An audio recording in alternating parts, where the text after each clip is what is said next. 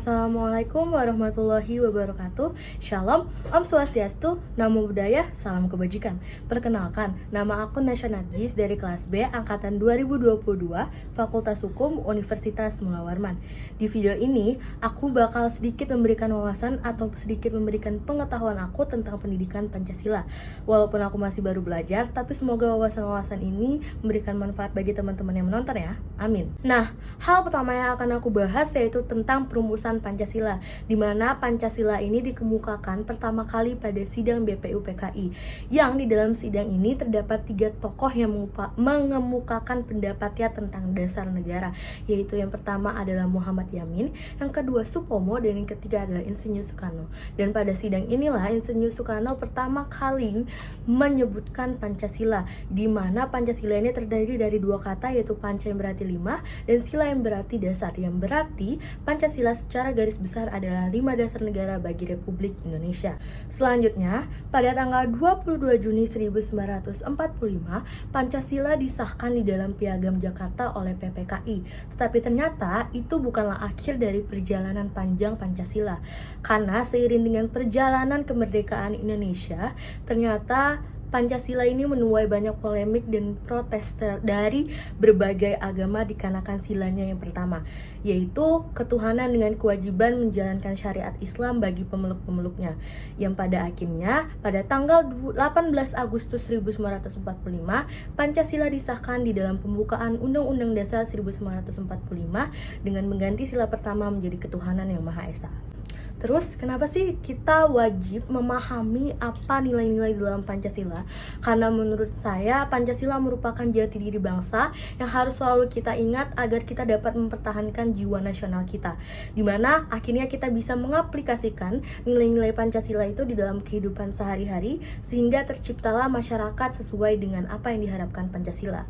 Nah, ternyata nih ya, Pancasila itu ada di setiap unsur dalam negara kita, bahkan di setiap agama dan kepercayaan yang berbeda yang ada di Indonesia, sehingga ini bisa dijadikan sebagai alat pemersatu bangsa.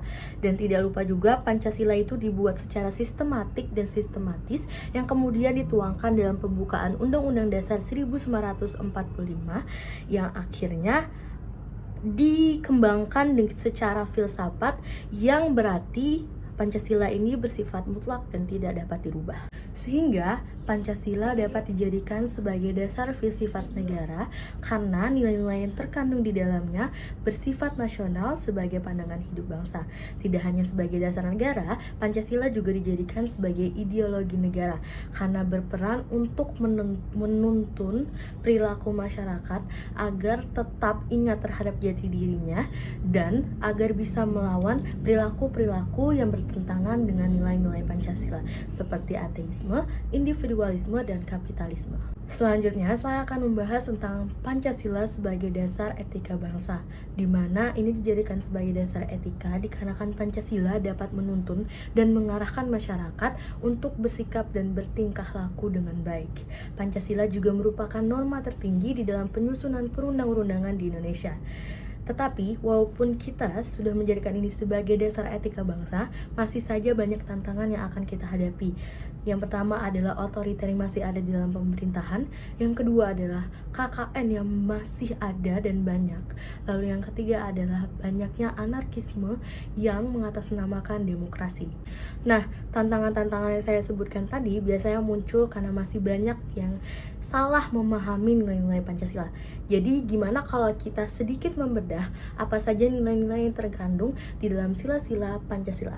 Nah, yang pertama adalah ketuhanan yang Maha Esa, di mana pada sila pertama ini terkandung nilai bahwasannya negara Indonesia adalah negara yang berketuhanan dan wajib menaati seluruh perintah Tuhannya sesuai agama dan kepercayaan masing-masing.